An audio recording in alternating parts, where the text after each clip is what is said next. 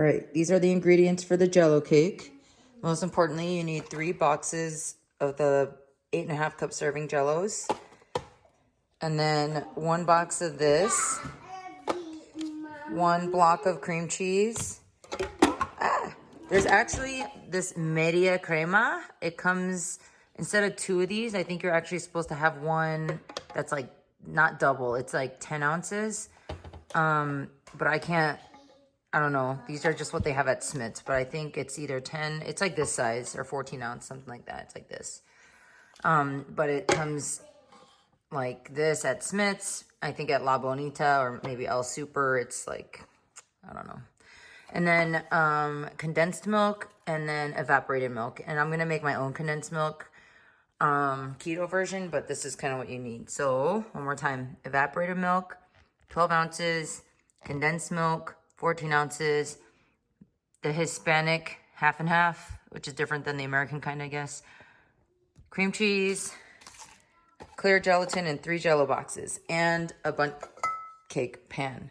So the first thing that you need to do with this is that if you have one that's not like so ripply, then you could just take a little bit of oil, just a little drop, and just like use a paper towel to kind of like spread it around. But I always have to use a spray can. So I just sprayed mine because I can't get the oil like all in those little creases, but you don't want too much oil.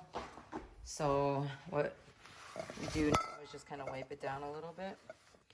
And then you just want the oil enough so that you can pull the Jello back without it like ripping, you know? But you don't want too much oil because then it just tastes weird.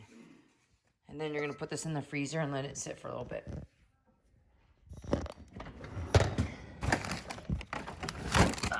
No space, no space.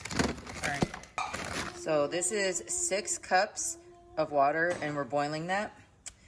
And just have to wait for it to boil. All right, so the water is boiling. We're gonna put all 3 of these Jello packets in there and 1 of the clear ones. All right, so 3 and 1, and take the fire off. Turn it off. So now we're stirring it all.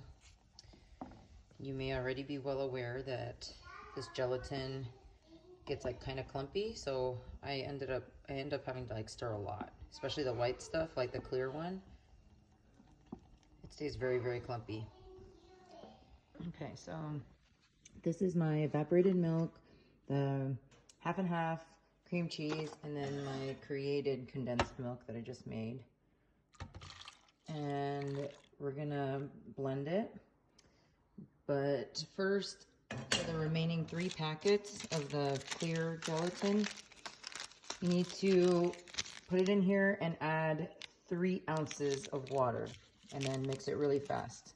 So I'll show you what that looks like. This is the water. I got it from my egg maker thing. And then when you start mixing it, it turns kind of like gelatinous. But you can't let it sit for too long. So if you do this early and then you let it sit, what you have to do is put it in the microwave for like 10 seconds just to make it not stiff anymore. And that's like the last step. Oh my God, you hear that noise?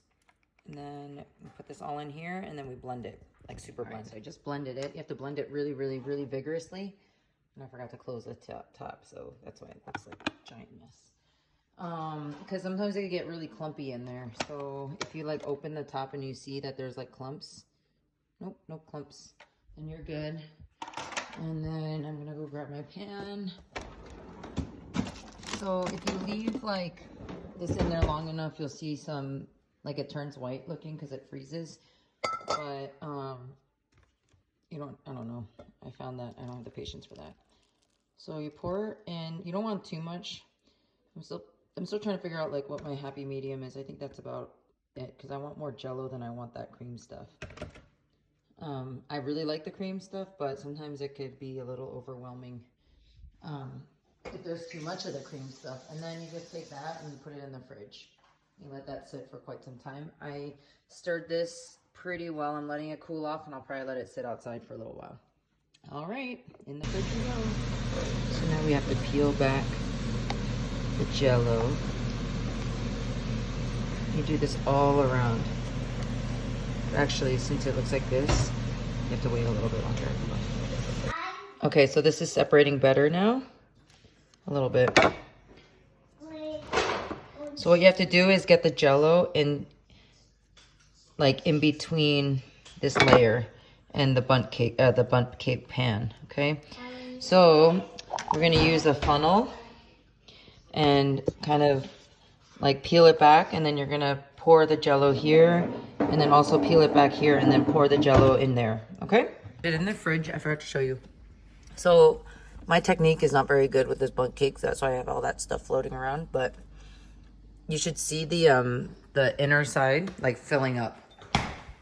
So this is what happens when you don't have the patience and you're just trying to pour the Jello all up in there, but not really pulling the white part back. But you definitely have more patience than I do, so I know it can look like this.